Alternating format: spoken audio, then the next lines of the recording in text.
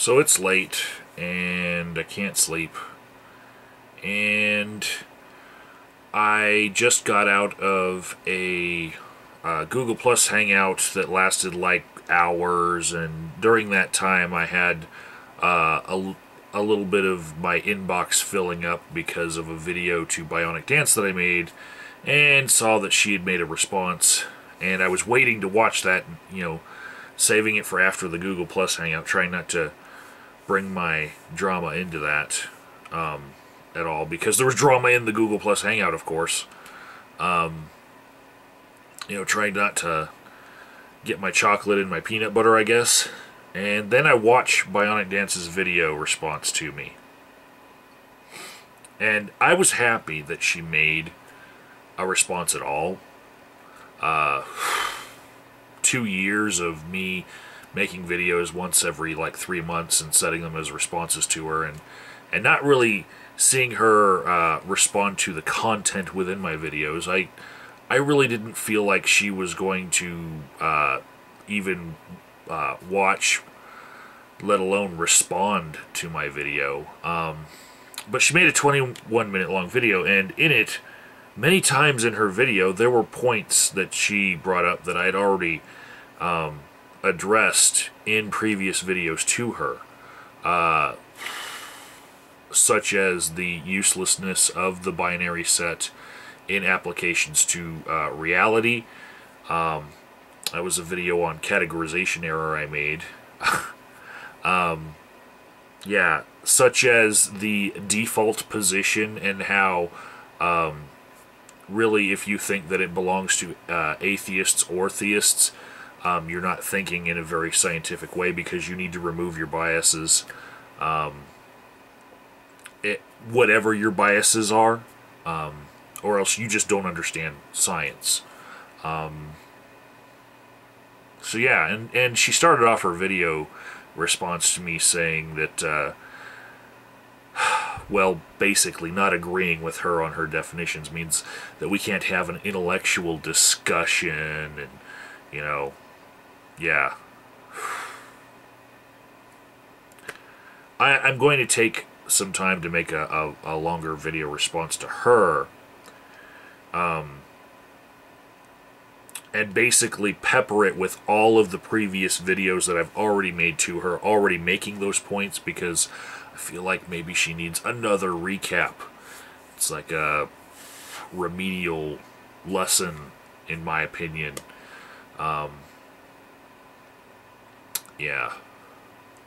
Anyways, I saw this other video because I just wanted to get my mind off of all that crap.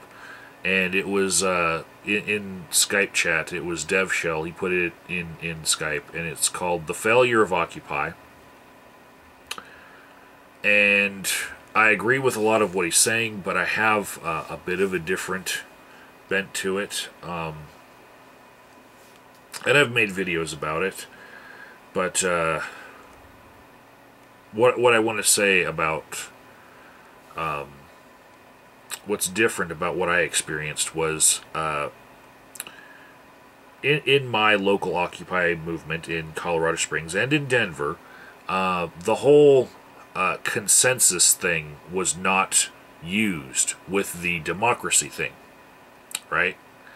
So what happened over a couple of weeks, when they hadn't implemented the consensus of needing 100% or near 100%, we had people that were being basically voted off the island because they were in a position of authority.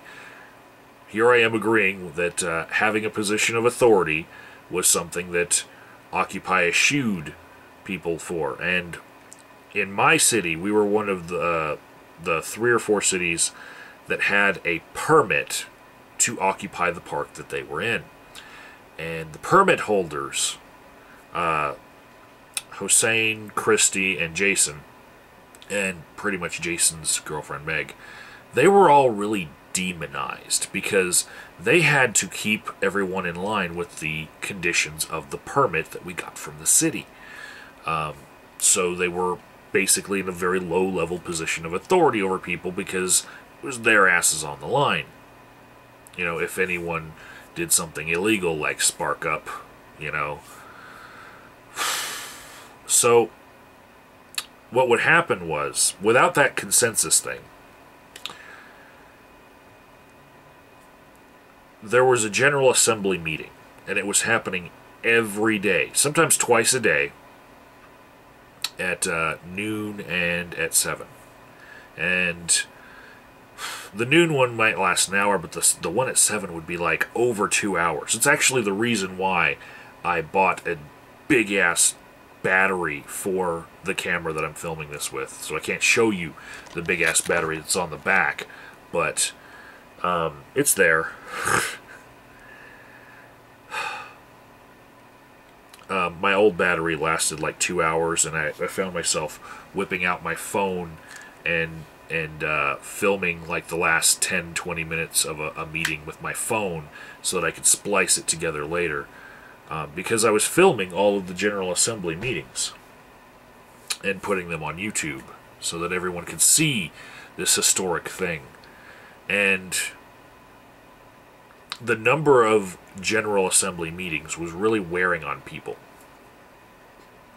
because since there was no requirement for consensus, all that they needed in order for someone to change the mind of the group was to have a group of people that were of a different mindset decide to all have all of their friends show up at the right meeting and blindside the other people. So it became a game of, can we get a voting block together to show up at one meeting without alerting the other group that we're going to show up to that meeting on that day.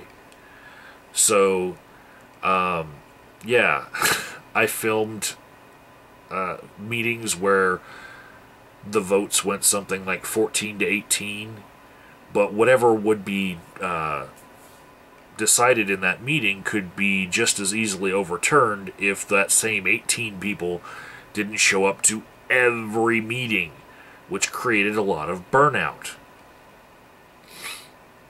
And after a while, they decided that it was easier, rather than go with the whole consensus thing, which we were never going to achieve, it was going to be easier to have meetings on Tuesdays and Fridays.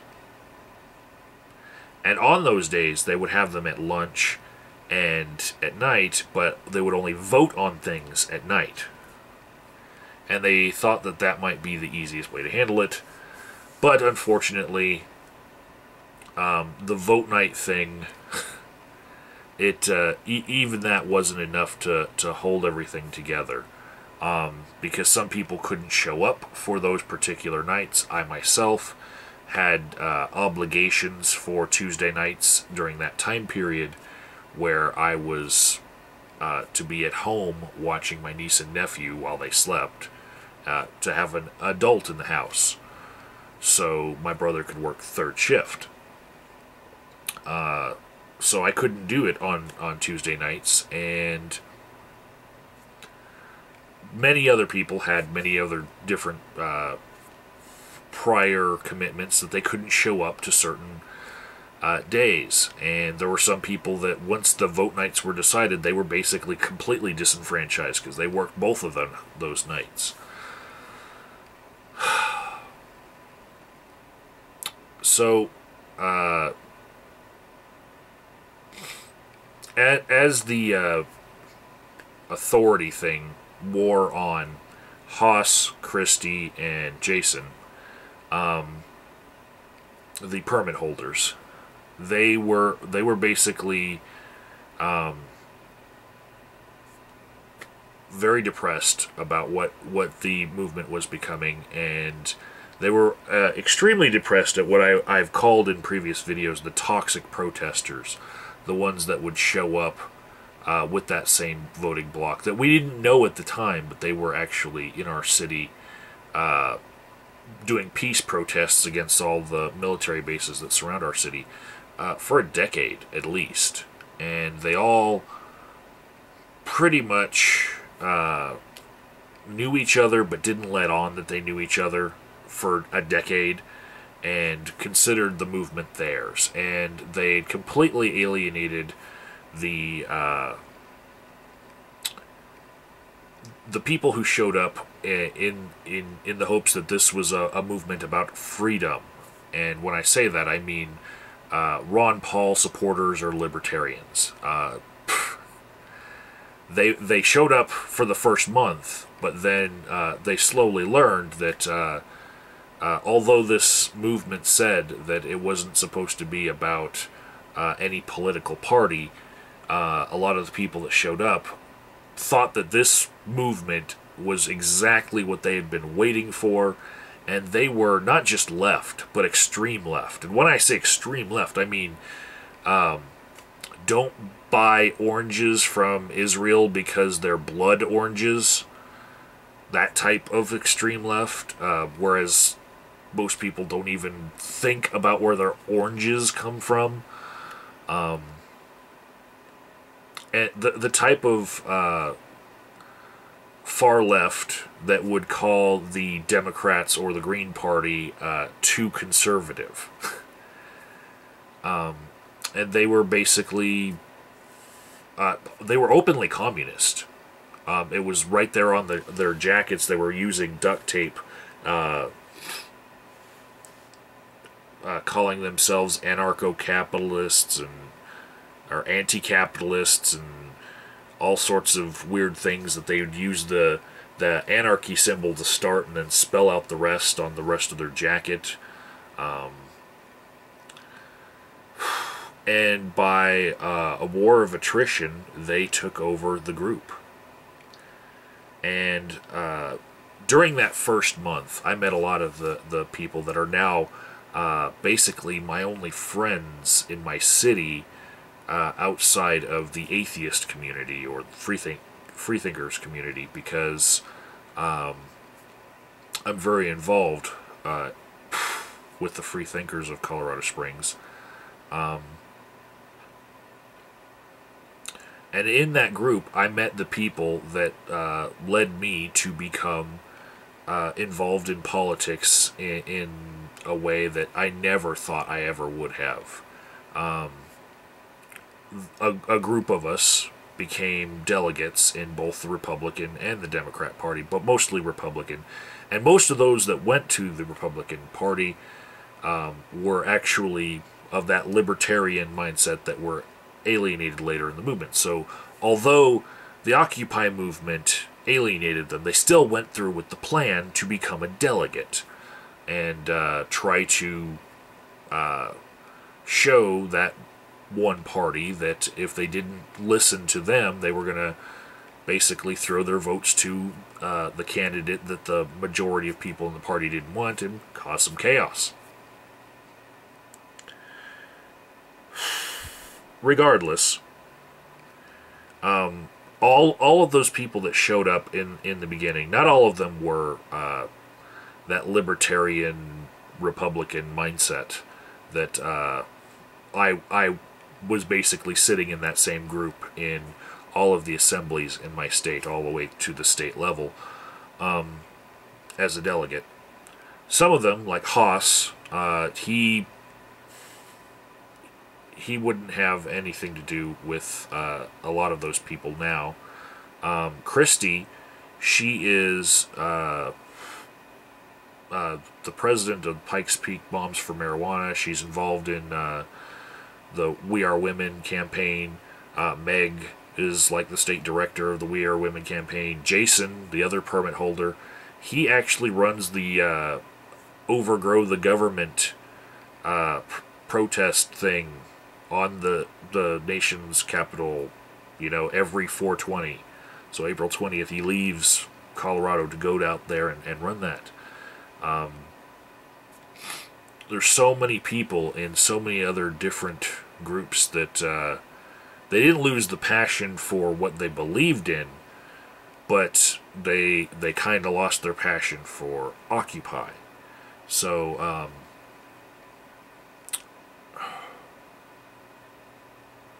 although I see DevShell's point that people are more wary of a movement and they're probably going to want to know exactly what it's about, before they go head downtown to become a part of it.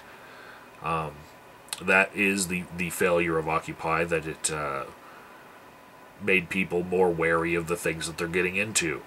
But is that a bad thing? I don't know.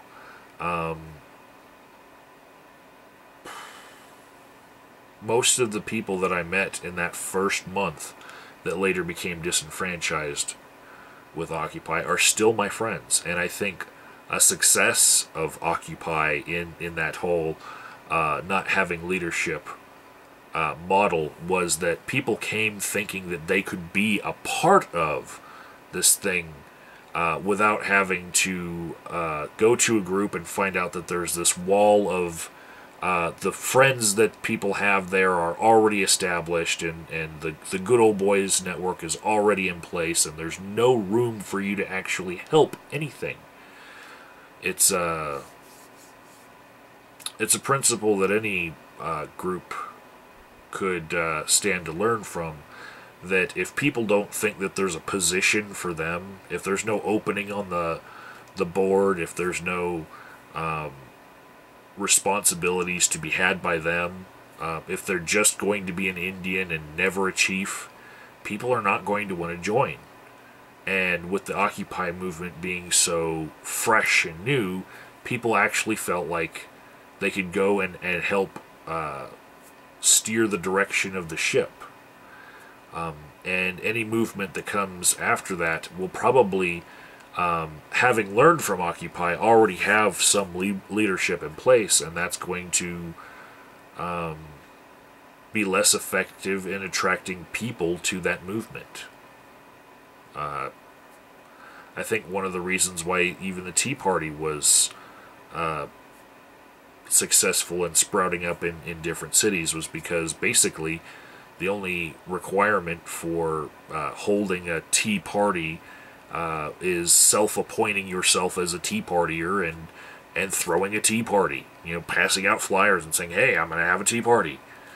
You know, there's no national organization that approves or denies the application to have a tea party, just like there was none with Occupy. So people could actually get in on that ground level. There was a position open, and now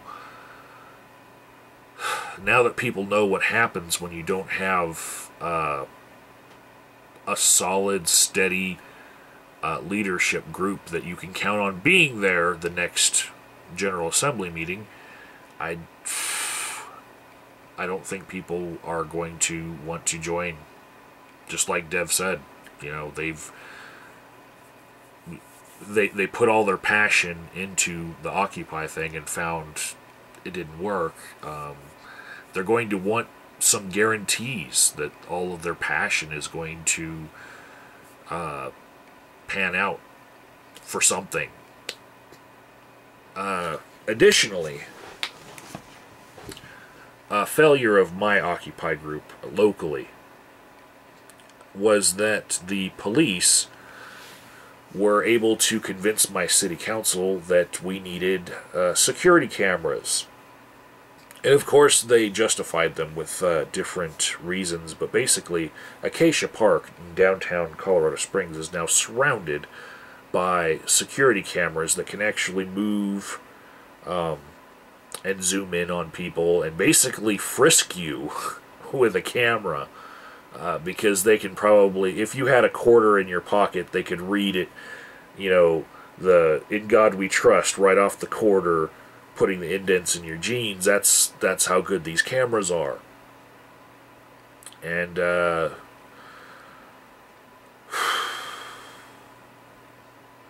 somehow they found, you know, every regulation to help them get around, you know, whether or not that's an illegal search before they've even searched you. But now they're trying to pass laws in the same area, like you can't smoke out in the open because they don't want people filling their cigarettes or cigars with pot, because they can't tell the difference between a blunt and a regular cigar. And they really want to crack down on anything and everything that will happen in that area.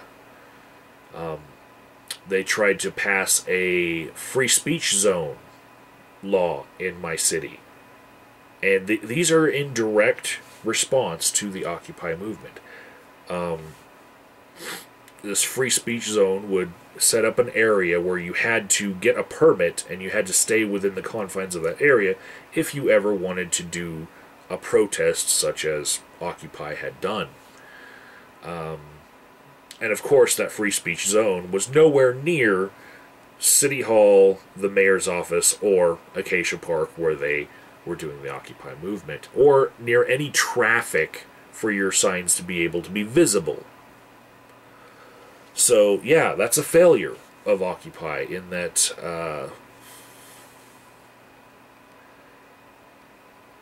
the reaction of government basically is pre-squashing any movement like it that would ever come if things get worse. You know, I really feel like a downward spiraling economy kind of fed people's willingness to show up to the Occupy movement. And if the economy were to get even worse, the police and the city are even more prepared to deal with it now. Because they figured out just how much it takes to squash a movement, and it wasn't that much. And for the most part, they didn't do it themselves. They let the people in the Occupy movement do all the infighting and only had to apply the least bit of pressure. I mean, our city was so lax that they actually gave the Occupy group a permit and then revoked it after a month. But still, they were open to the idea of, you know, let's let them camp out in the freezing cold and see how much they like it, you know? And in the end, it wasn't even the freezing cold. It was the people. The people that showed up.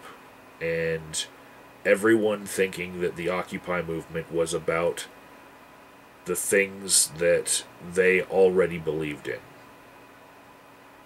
And everyone trying to add one more cause to the movement and pushing everybody away, alienating a few more people with each additional cause. And really, when the city decided to revoke the permit after a month, that one police action of tearing down the tents just completely crushed the hopes of everyone, and they could never recover because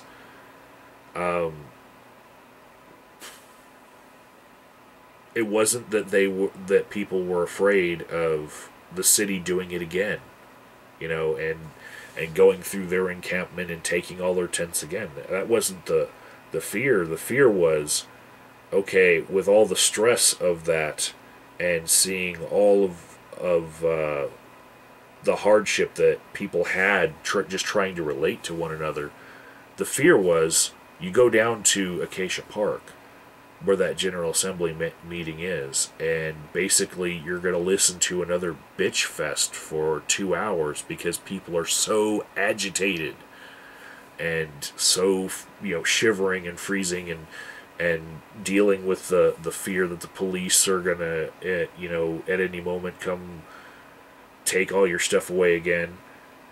It wasn't that they were afraid of freezing for the night. It wasn't that they were afraid of the police doing that. They were afraid of having to deal with agitated people, you know.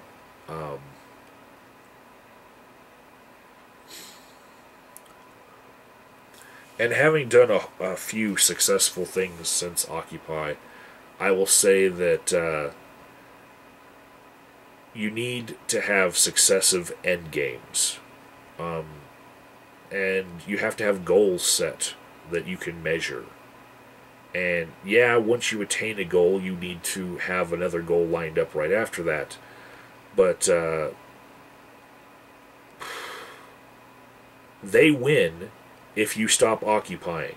So basically, it's a game of chicken, of okay, we're going to try to hold this ground and keep people motivated to do a 24-hour sit-in of a place, versus rich people who buy coffee at places even more expensive than Starbucks and watch from the confines of their high-rise overlooking the park, and they get to go to sleep. They get to sleep in a warm bed, and it's just like a war of attrition at that point, So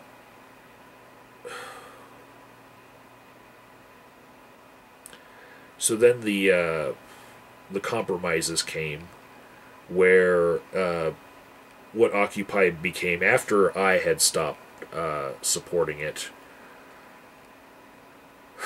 The compromises of, okay, this is wearing on people so much that we're going to not have a 24-hour occupation anymore. We're just going to show up at, like, say, 12 and 7 on Tuesday and Friday, or whatever day. And then even that became too much, because all people would see when they came together was the reigniting of the arguments and the bitch fests,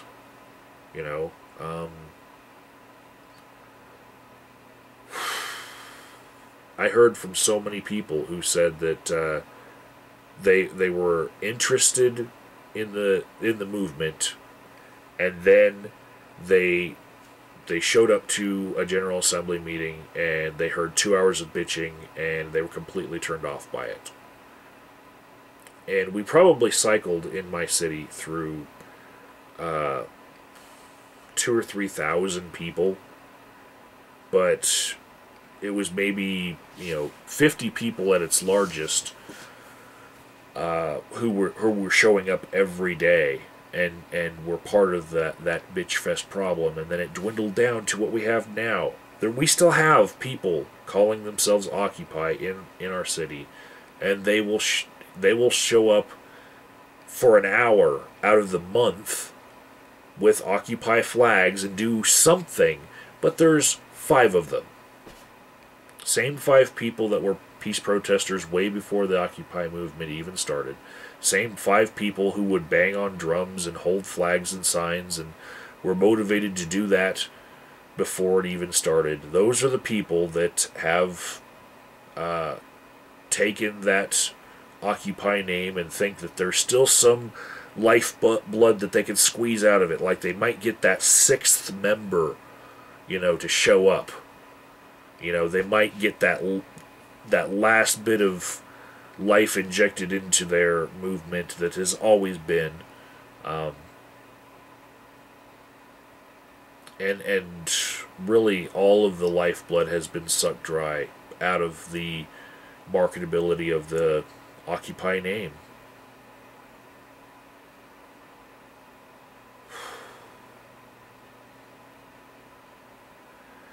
And that's all I really want to say about it. I mean, I've had some arguments in a couple previous videos where I stepped in to tell people about certain toxic protesters and basically give warnings to other movements in my city, but I've taken a step back personally myself, and I'm trying to focus on just a few things in my life rather than every fucking thing, because every fucking thing, when you try to take that on, you're gonna get burned out. And I have experienced firsthand what it's like to be that burned out.